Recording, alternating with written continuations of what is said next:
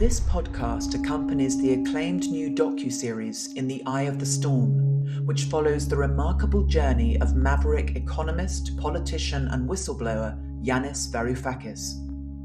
Both the series and podcast explore the connections between power, democracy, capitalism and the deepening crises of civilization.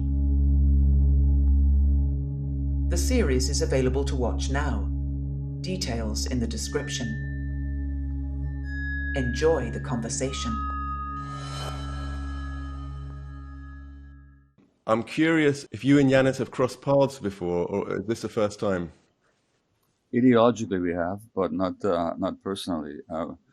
I've been very aware of Yanis's work ever since the 2013 Greek crisis, and then in preparing my own recent book, The Myth of Normal, I read his book about the weak shall suffer. And I've been very aware of his speaking on many issues, including as a Jew. I've been very appreciative of his speaking out on Palestine. So yeah, we've crossed paths ideologically, but not in person, so it's a pleasure. If I may butt in to say that it's a great honor for me to be meeting you for the first time, well, even in two dimensions.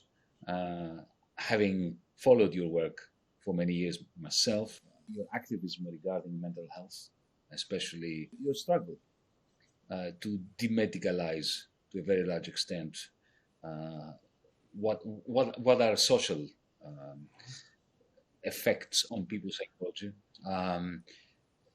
For people like myself, who are not Jewish, but who are supremely cognizant of the uniqueness of the evil that was involved in the Holocaust, and who, because we are sensitized by the Holocaust, let's face it, these days, I cannot speak without being branded an anti-Semite the moment I open my mouth for not supporting the genocide of the Palestinians.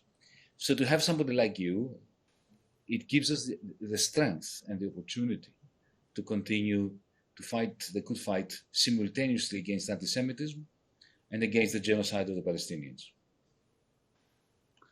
I appreciate that. You know, I want to make a comment about the uniqueness of the Holocaust, and you'll probably agree with this. There's something colonialist about branding the Jewish Holocaust as absolutely unique. I mean, it was horrendous, and the technological, bureaucratic doggedness with which it was pursued.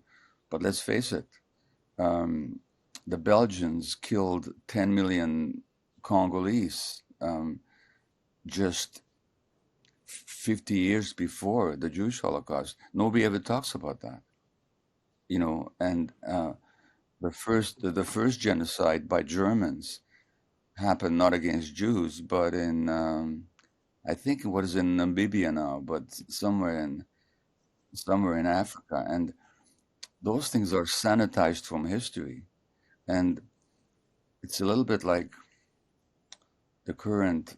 Without getting into the politics of the Ukraine war, in Canada, for example, Ukrainian refugees are welcomed without any conditions whatsoever. But Gazans, they only accept 1,000, and they have their relatives living in Canada. So there's a kind of a Eurocentric view of who suffers, who doesn't. And not to minimize what happened to my own people, nearly to me, actually, as an infant. But there is something Eurocentric about specializing the Jewish Holocaust while ignoring the mass killings of people all over the world under the colonial system. And certainly the creation of Israel itself was almost a way of Europe outsourcing its guilt onto the Palestinians. If you said this, you'd be called an anti-Semite. When I say it, I'm called a self-hating Jew, but I'll take it, you know? Well, I take it from the Greeks. I'm a self-hating Greek when I'm criticizing Greek ethnic cleansing in the north of Greece, for instance. But let me make the point that you're absolutely right. There is no point, and it is quite misanthropic, to create a hierarchy of atrocities. and to say, well, this is the worst, the second worst is that one, the third one. Okay, there's no way you can compare and contrast the pain of people and to come up with a metric by which to measure which was the worst. The reason why I insist that there is a uniqueness about the Holocaust, without meaning that it was more horrendous than what happened to the Algerians from the French or to the Congolese by the Belgians, what astonishes me, and it's been astonishing me ever since I was a very young person and I found out that this was what happened, was when the Nazis came to Greece, which were they were not planning initially to come to Greece. Yeah? That is important. They were not initially planning. Yeah. They had subcontracted Greece to Mussolini, and yet they had the address and sometimes the telephone number, because there were some telephone numbers back then, of every Jewish family living in Greece. What strikes me, and that's why I think it's unique, was the attitude of the stamp collector. Like a stamp collector will die if he doesn't find the last stamp of the collection. If there's one stamp missing, he's not going to be able to sleep at night. Okay, that's how the Nazis were with the Jews. They had to get everyone, including people who had a tiny little connection with some Jewish ancestry. Now that has never happened before. The Belgians were not interested in the blacks. They were interested in Congo. They wanted the minerals. They wanted the wealth. Okay, if there was a way of shifting, millions of Congolese away, you press a button and get rid of them to go somewhere else. They would have pressed it. They were not killing them instrumentally. So that is why I'm saying that the Holocaust is unique. I agree with you in that sense. It was. My main problem is the justification for what's happening in Palestine, and it's been so many decades now of oppression and occupation and ethnic cleansing and dispossession and repeated massacres, and we're still invoking the Holocaust, and it's appalling to see it being employed as a justification for what's been happening in Palestine. That's my main problem with it. I'd love to turn the conversation to your work, though, if I may. I mean, I have some questions for you. Sure. In my book, The Myth of Normal, I talk about the impact of social factors on health. And I referred to a study that was done in Greece in 2013 when there's the economic crisis. And they compared the stress hormone levels of young Greeks with young Swedes. And the stress hormone levels of young Greeks were lower than normal, which means that their stress system had been exhausted. And that's a major risk for disease later on. And this is what people don't realize, is that politics and social factors have such a huge impact on health. We think that health is just a isolated individual event in a discrete, separate body, but actually there's so much evidence now, and I know you realize this, that social factors impact not just economics and political movements or political events, but also people's health. And here's what I want to ask you about Greece. This has always fascinated me. You guys were elected, Syriza, where you were the finance minister. The Greeks elected you guys with a firm mandate to oppose the economic destruction of your country. Mm-hmm. Your party was elected, and almost overnight it turned around. And what happened there psychologically within your party, but also in the Greek population, that later on they just accepted this as inevitable? So people so quickly gave up their hopes and their dreams and their point of view. How does the system maintain such control that people have no individuality left? They have no independence of thought or action left. What happened there? I've never seen such a rapid turnaround. You're quite right. Let's take it from the top. Before 2015, you're quite right. We had a quadrupling of suicides as a result of the loss of hope.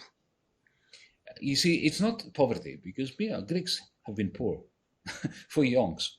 Poverty has been part and parcel of the Greek condition. When I was growing up, Greece was poorer than it was in 2012, 2013. It's the substantial and very fast loss of means to reproduce one's life that drives people to mental destruction. The reason why I went into that government was because the young prime minister that had led the party, Alexis Tsipras, had inspired me, as well as millions of people out there. I remember walking to his prime ministerial office after our swearing ceremony, and we looked into one another's eyes, we hugged, and we said, "Oh shit, what are we doing now?" Because we were in command of the most bankrupt state probably in the world. In the weeks that followed, he came to an agreement with our foes, with the foes of our people, with the creditors, with the financiers, with Angela Merkel, the Chancellor of Germany. It's clear that he came to an agreement. I was a problem. I was in his way because he wanted to surrender. And I had, old-time communists saying to me, I've been through the pain of the split of the Communist Party, through the pain of the civil war, through the pain. I can't have another civil war. So lots of people stayed with that government, giving them the benefit of the doubt, knowing that they were doing the wrong thing, because emotionally they could not handle it. And the last thing I want to say is this. Then Tsipras, after he surrendered and signed all the most awful pieces of legislation that were dictated, they were sent to him from Brussels and Berlin and Frankfurt by email. And Gabor, I don't know whether you can understand what it felt like to be in Parliament, because I was a member of Parliament. I didn't resign from that, obviously. And we were getting pieces of legislation that were 1,000 pages long.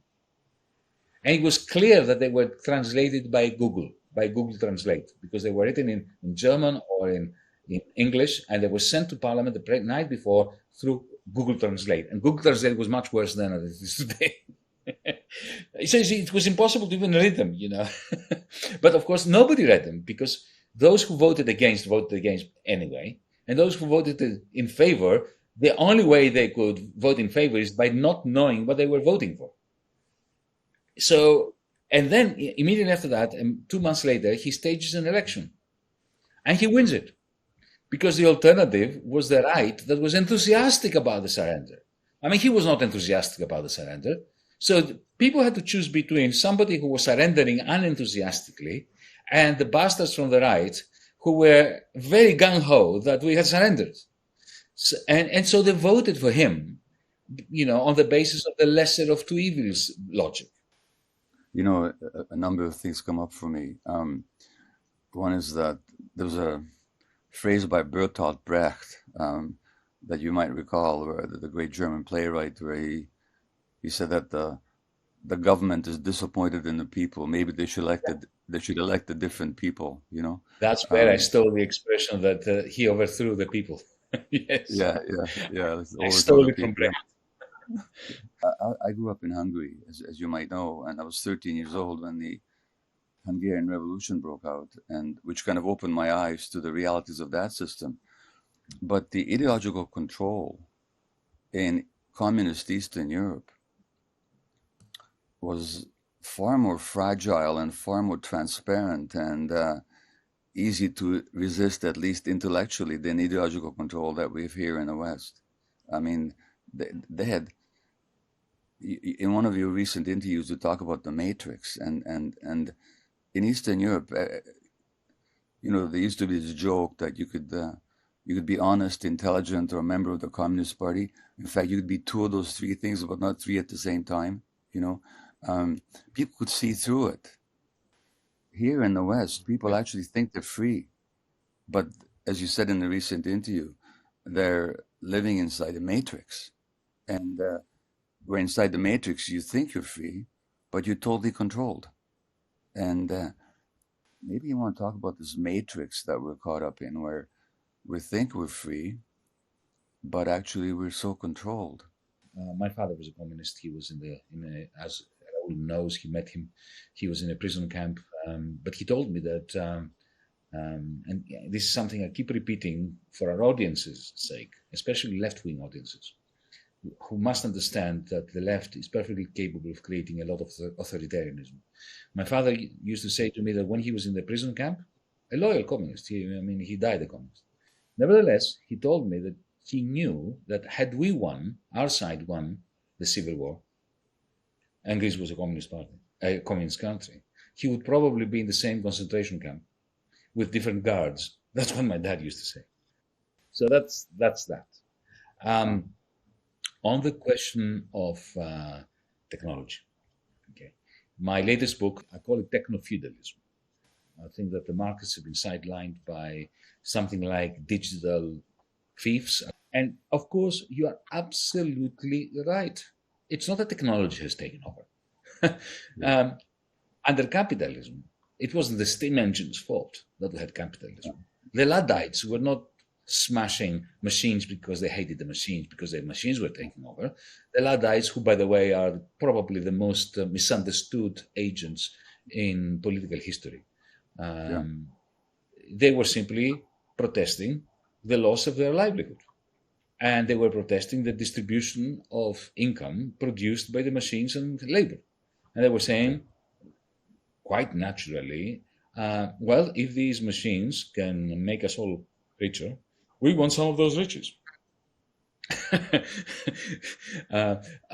So similarly, my thesis, my hypothesis in the recent book, Techno-feudalism, is that the reinforcement learning AI-driven algorithms, which live inside our phones, on our laptops, in this networked capital, which I call cloud capital, because it's supposed to be uploaded on the cloud. It's not a cloud, of course. It's huge server farms that look like normal factories in the United States, in China, in Europe, everywhere, connected with material optic fiber cables and cell towers. It's all capital, right? But I call it cloud capital to distinguish it from steam engines, railways, electricity grids, even very modern industrial robots, because all these, the standard forms of capital, whether it is a fishing rod or a very advanced industrial robot, they are produced means of production. Machines were produced to produce something else. But the algorithmic capital, which I call cloud capital, is a produced means of behavioral modification. It doesn't produce anything. It simply is an automated system for modifying human behavior. So it does all sorts of things that machines could never do. I mean, until recently, you needed a good advertiser in order to create an advertisement that persuades people to buy McDonald's, to buy Coca-Cola, to buy Mercedes-Benzes, whatever. So you had the creative mind of a good advertiser. You know, I use Don Draper from Mad Men as an example, right? Who is, a service provider. He provides the service to the conglomerate so that the conglomerate can sell more stuff to you and me. Okay? But cloud capital today, this algorithmic capital, which is inside Amazon.com, inside Google, inside Facebook, inside TikTok, and a myriad of other digital platforms, or cloud thieves as I call them. What this machine does, cloud capital, is it arrests your attention, like television used to. It inputs into your mind desires that you didn't have, like advertisers used to. But it does that through an infinite two-way regress. Advertisement used to be a one-way street. You watched something on television, it went into your mind, and you wanted a McDonald's, and you went to the McDonald's, you ate it. But that was it. It was one way. Now, with Alexa, with Siri, with all of the devices, it is an infinite regress, because you train it to train you, to train it, to train you, to train it ad infinitum, to know you so that it gives you suggestions that inspire you to buy stuff that you would not have thought of buying. And then it sells it to you directly, bypassing every single market. And does so by charging the owner of that cloud capital, who owns the produced means of behavioral modification. He has the capacity to do two things at once: to charge the capitalist who sells you the binoculars or the electric bicycle or the book that you buy from Amazon.com, to charge them 40%. That's a rent. I call it the cloud rent. That's why I'm talking about techno-feudalism, not techno-capitalism. Okay, and at the same time, when you like something, when you post a review on Amazon, when you upload a video on Instagram or TikTok, you are replenishing with your free labor. I call that cloud surf labor. You are replenishing their capital stock, their cloud capital. So you're right. It's not a technology that's taking over. It's a new ruling class that owns cloud capital, which is a mutation of capital, which has killed capitalism. That's my thesis. It's also so confident of its control that even allows you and I to talk like this across thousands of kilometers and to have this talk broadcast to a lot of people, but they're not worried that it's going to make any difference. In your book, Gabor, you write about the toxic culture that we live in, and how that is basically at the root of the health crisis, the physical and mental health crisis. I wonder if you could talk a bit about that and perhaps how that relates to this rapid technological advancement that we're seeing that Yanis articulated. Yeah. Well, the toxicity in the culture resides in the fact that it's not designed to meet human needs. It's designed to meet the needs of those in control. And that imposes certain conditions. First of all, it inculcates a certain psychology, which is that of passivity and acquiescence to power.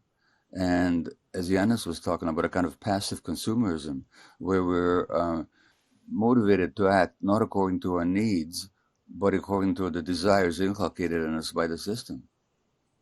And for that to happen, from early in life, we have to be disconnected from our feelings and our gut feelings, actually, and be disconnected from ourselves. And there's many conditions in this society that create that from actually in utero onwards, because the more stressed people are, already pregnant women who are stressed, that's going to affect the physiology and the psychology of their infants in the womb and afterwards. And then the way we raise kids, which is no longer, like, I was in Greece a few times, and more in Greece still, but much less so than it used to be. There still is the sense of community and communalism. I don't mean communism, I mean communalism. The sense that we belong together. People dance in the streets together, and communities still know each other, and they eat together and all that. But that's falling apart in Greece. I know that. People are getting more individualistic, more competitive, more isolated. There's an epidemic of loneliness, and loneliness itself is a risk factor for disease. In the West, particularly in the globalized precincts of North America, but increasingly in Europe as well, there are less and less of that sense of community, more and more sense of isolation, individualistic aspiration, where our aspirations are no longer what's good for the whole, but what's good for me in opposition to everybody else. Those ideologies and that way of being actually makes people physically sick. And that suppression of the self that this society, from an early age on, actually has physiological implications for our health. And not to mention, and I talked about this earlier, the stress imposed by the insecurity, by the loss of control. I mean, you look at the major factors that promote stress, they're loss of control, loss of security, conflict, lack of a sense of agency. Those conditions actually stress people physiologically, which makes them more prone for illness. So that what I'm saying overall is that the very nature of this system functions to disempower people, to have them pursue needs that are not real needs, as Yanis was just talking about, but desires ingrained in them through a very subtle system of propaganda and control. And that actually makes us sick. And so if you look at the epidemic of more kids being diagnosed with depression, anxiety, attention problems, suicidality, more and more adults. I mean, Yanis mentioned the suicide rate in Greece. After the fall of the Soviet Union, there was a huge, because of the loss of the social network. Whatever you can say about communism, I'm not here to advocate for Soviet communism, but the end of it created a lot of insecurity, a lot of suicides, a lot more people dying of alcoholism. In North America last year, I don't know if you guys know this, but in 1 year, more Americans died of overdoses. Twice as many Americans died of overdoses in 1 year than died in the Vietnam, Iraq, and Afghan wars put together. And so these are not individual problems. They're the outcomes of a certain system. And that's why I'm calling it a toxic culture. It literally poisons people. If I may say that especially in North America and in the United States, there were 4 waves that led to these deaths of despair, of collective angst to a large extent. You had the collapse of the New Deal with the end of Bretton Woods in 1971, which saw for the first time the working class in the United States, for the very, very first time, working Americans. Well, I think if I may interrupt, I think you said in one of your interviews that until the fall of the Soviet Union, the ruling elite had a reason to buy off the working class by better wages and living conditions because there was kind of a threat, a competition. Once the competition disappeared, the gloves came off. Indeed. And that's when you had fees being imposed on students in Britain and in Australia. You had the complete collapse of any attempt to show a civilized face for capitalism. But besides that, there was a major crisis of capitalism with the end of Bretton Woods in 1971, which saw for the first time in the history of the United States a significant diminution of the living standards of the working class. Very first time you had, even during the Great Depression, those who worked, because prices were falling faster than wages, their spending power was not falling if you managed to hold on to your job, right?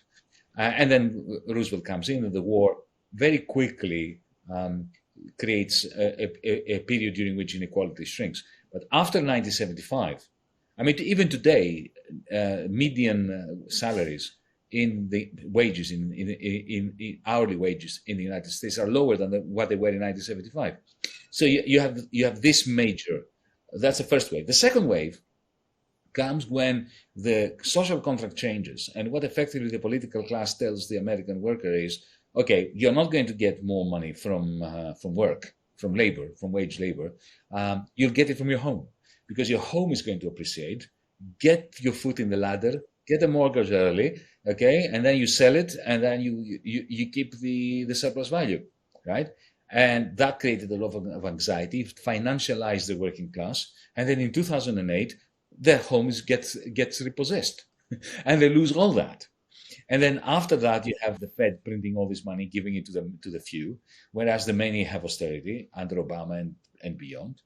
And then finally, you've got the rise of cloud capital, which because it does away with markets, it individualizes. You know, when you walk into Amazon.com, it's not like walking into a shopping mall. When you want to walk into a shopping mall, at least you are with other people, and you choose whom you talk to. When you are in Amazon.com, the algorithm determines who you are allowed to see and speak to and exchange, money for goods, whatever.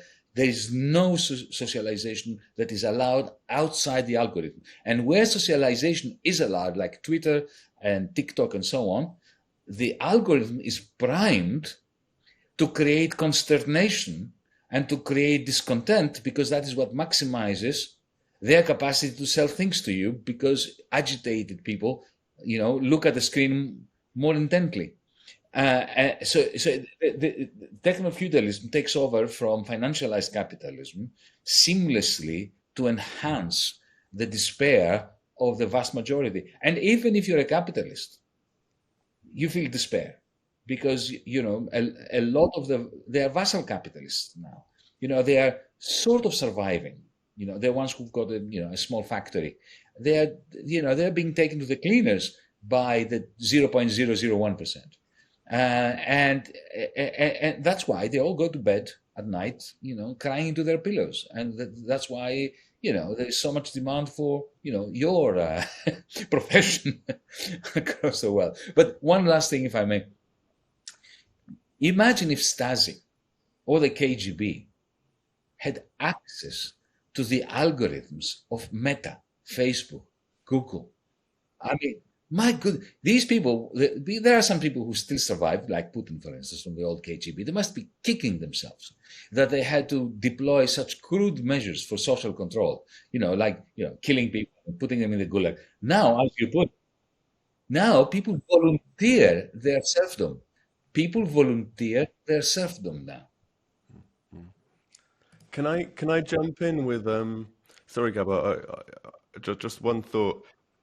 It would be great to talk about resistance in the time that we have left, because Gabor, I know in your book, it's a very sobering, powerful book. You talk about the mental health crisis in such depth, and you really get a sense of the scale of it. But in the last part of it, you do talk about one of the paths to healing can be social engagement, political engagement, activism. So I'd love to hear your thoughts on that. And there's something specific on that I'd want to ask too. You often emphasize the importance of authenticity, that some people lose that as infants to maintain attachment to their caregiver, and that can lead to health problems. And just related to that question of authenticity, what do you think the role of anger is in resistance? Because Thich Nhat Hanh, someone who I admire very much, a Zen Buddhist monk who you also mention in your book, he talks very much about the role of transforming anger into compassion, and that being a sort of more powerful, effective fuel for social change. So yeah, your thoughts on any of that, I'd be really curious to hear. Yeah, well, anger is actually, if you look at the emotional circuitry of the brain, we're wired for anger. Not only we're wired for anger, all mammals are wired for anger, because anger is a boundary defense. When two animals enter each other's space, and now they don't have to fight, because the anger display will actually protect them from having to fight very often. So anger is a boundary defense. So there's such a thing as healthy anger. And it doesn't need to be transformed. In fact, the suppression of healthy anger, which happens to a lot of people growing up in ordinary homes, is a risk factor for mental illness and physical illness, autoimmune disease, and so on, because mind and body being inseparable and the anger being a boundary defense, so is the immune system. So when you repress healthy anger, you're also messing with your immune system. It's that simple. I mean, it's not that simple. I could go into great detail, but that's how it works. So healthy anger is important. Healthy anger simply maintains a boundary and says, no, you can't do this to me. Well, that's essential on a political level, because on a political level, things are being done to people all the time, as Yanis was just eloquently detailing it to us. So there's got to be healthy anger there. There's unhealthy anger, which is unbridled rage that takes over the brain, and you actually lose control. And I've experienced that in my life. It's not healthy for me or anybody else around me. So we have to make a distinction between three manifestations of anger. There's the healthy anger of no more, no passaran, you will not do this to me, both on the individual and the political level. There's the repression of anger, which leads to, which undermines physiological health, and it enables political control.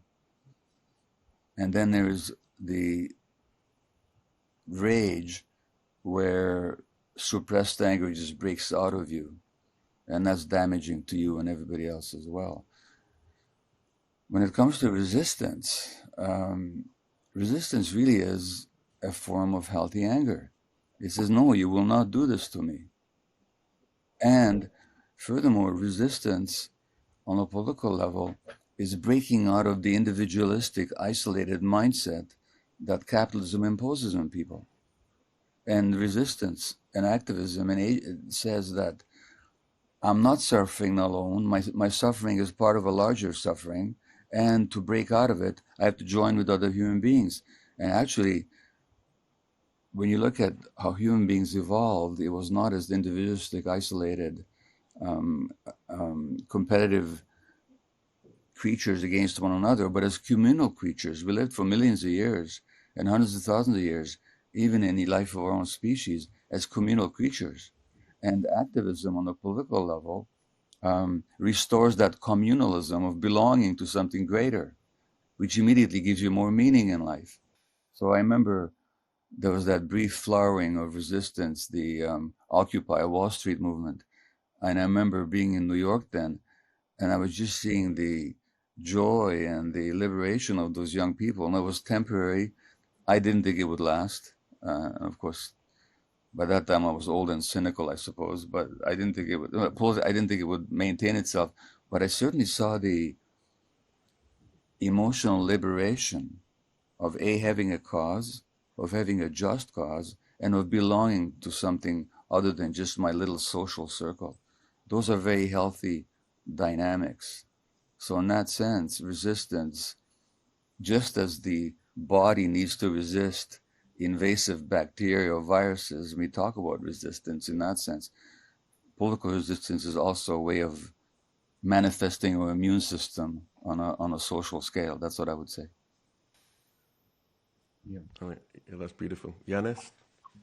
It's why I am involved in politics, because it gives me joy. I wake up in the morning and I look forward to the day. I know that I'm going to be defeated politically. There's no doubt about that. Yeah, I have no belief, zero belief that our movement is going to win. I know that if you're on the left, you get a chance once every 50 years. We got that chance in 2015. We lost. But so what? I know I'm going to die. That doesn't mean I'm not going to have a good day today. Similarly, to be involved in politics for me, in activism, not politics as a career, but as an activist, is it's a path to genuine eudaimonia, to genuine happiness, to genuine satisfaction. But there's one proviso, however, because let's face it, the Nazis also had a sense of belonging and a lot of solidarity amongst themselves, right? Some of them have been, remarkably hideous in the way that they stuck up for one another. And here, the fascists in Greece, I see them. They are more solidaristic to one another than the leftists are, between you and me. But what is the difference? The difference is that they see they are tribal. They see their group as an extension of their own DNA, of their own very, very narrow family. The trick for being joyous through communal action and common action and collective action is to see the whole of humanity as one magma to which you belong, and to be able to enjoy the successes of anyone, however far away and however different they may look to you or sound from you. Yeah. I think that is the key to genuine happiness. I'm not making a moral point. No, I understand. I'm making the point of what works in order to pacify your soul and to make you and to allow you to lead a successful life in the sense of fulfilling your potential, whatever your potential might be. Well, you mentioned eudaimonia, which is an ancient Greek phrase, and it has to do with joy that comes from a sense of meaning and a sense of contribution, I think. As for being a failure, I've resigned myself a long time ago to being a failure.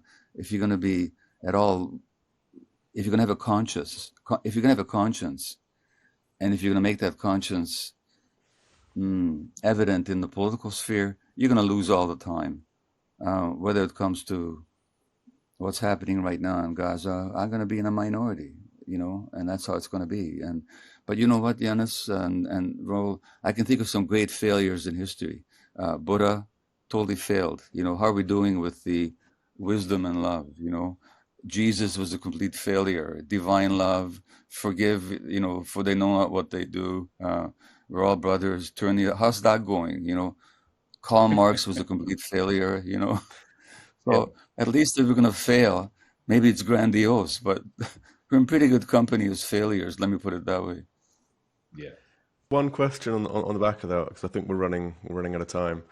But just about the role of spirituality in all this, you mentioned all those spiritual titans of our history. And I think through your career, Gabor, you've sort of mixed in different circles and spaces, some of them spiritual, some of them more kind of medical, some of them more political. And it seemed increasingly obvious to me that we have to find a way of closing the gaps between these spaces to making our politics more spiritual and making our spirituality more political. And perhaps we could just end with your thoughts and then Yanis's thoughts on that relationship, however you want to define spirituality.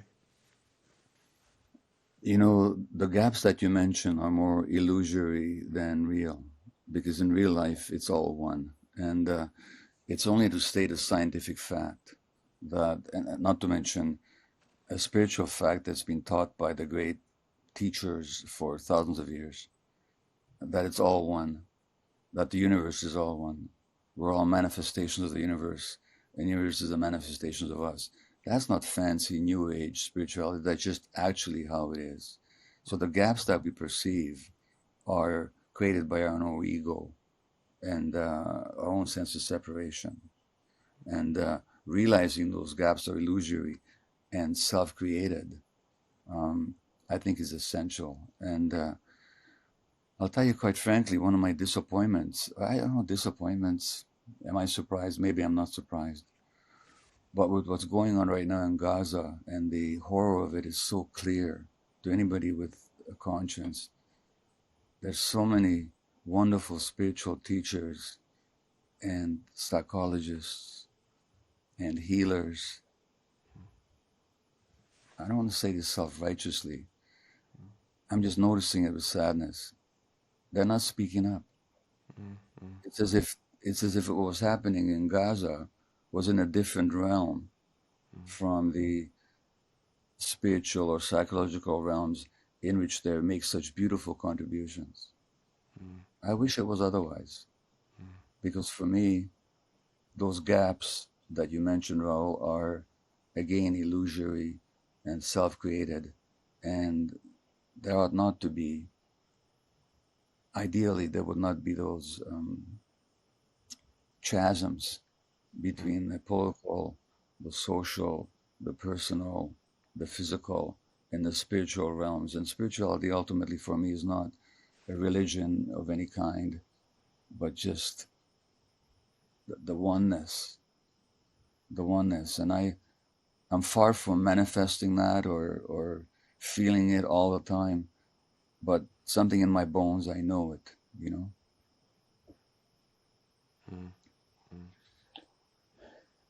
Well, as a hardened materialist, Marxist, and reconstructed lefty, I started life disdaining the word spirituality, because it simply reflected in my mind the other side of the same coin of power and exploitation. Instead of the emperor, the bishop, with the sermons that steady the hand of the killers, of the exploiters. But then again, I have a deep love of music. I consider myself to be a permanently failed musician. I'm not a musician. That's why I'm failed as a musician, because I'd love to be a musician. But the moment I hear music, and the little bit that I play on the piano, I forget who I am. I genuinely forget who I am. It's not that I get amnesia. I'm simply transported to a different existence. One that is cleansing, one that when I come back to this life, when the music is finished, I feel serene. I feel a kind of happiness that no money can buy. So if that's what you mean by spirituality, then that's everything. But then again, it connects with what I was saying earlier about having a capacity to appreciate humanity, not just your tribe, because this is the beauty about music. Whether you like it or not, you're in the middle of the jungle of Latin America, you hear a flute playing, and it's a melody that gets you, right? Or you are in China, or you are in Pakistan, or wherever. And that's where you realize how stupid racism and how stupid nationalism is. Because it's you, it's talking to you, it's doing things to your own chemistry, to your own humanity. So yeah, for me, music is the connection. Well, I think that's a really beautiful place to end this. Just on what you said there, Gabor, about feeling disappointment with some people who are fantastic spiritual teachers. Again, however you want to define that, not really speaking about Gaza and such an obvious horror of our time. I've shared the very same disappointment. I don't quite understand it. And I think everyone interested in those domains and realms should be curious about why that's the case. Because if we don't manage to close these gaps, I don't see a way forward. As you say, it is all one in the end. But look, we could talk for so long. There's so much I'd love to ask. But I think for now, we've run out of time. I just want to say thank you to you both. And particularly, at a moment in history when so many people have been silent about the genocide, the war crimes that have gone on in Gaza, both of you have really had the courage to speak out very effectively, wisely, and with compassion. And so I just want to thank you both for that. And I hope people enjoy the conversation as much as I have. Likewise, and I hope, Yanis, that our paths cross sometimes physically as well, not just across the ether. We have to organize this. We cannot leave this to chance, Gabor. I'll take you up on this. Thank you, Raul, as well, very much. Well, thank you. Thank you, Raul. Thank you for organizing this. Thank you, Gabor. We will certainly make sure that our paths cross. Yeah. Okay. If you enjoyed this podcast, please like and subscribe to our channel.